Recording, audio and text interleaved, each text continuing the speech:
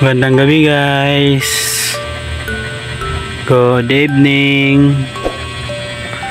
Tulog na mong bibiiyan. Tulog na si bibiiyan. Kami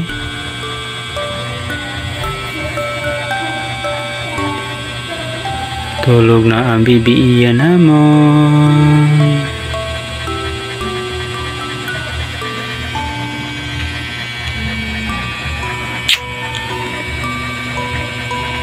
Yes, no? Papatulog sana mo ang bata bago kami magkain. Kasi pag hindi tulog ang bata, hindi kami sabay kumain. O dapat tulog ang bata para sabay kami kumain. Mrs. Prepare ng tanan. Prepare na og juice.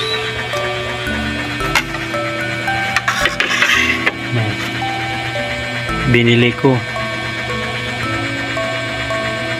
blatong. Yan ang ulam namin guys, gulay lang. Yun lang.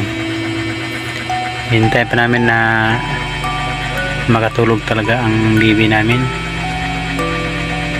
Kasi matagal kasi siya matulog.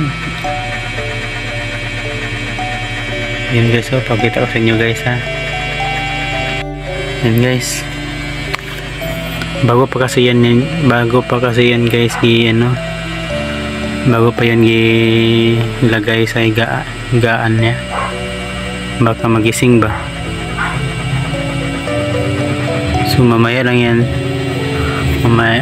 bantayan mo na mga ilang minuto.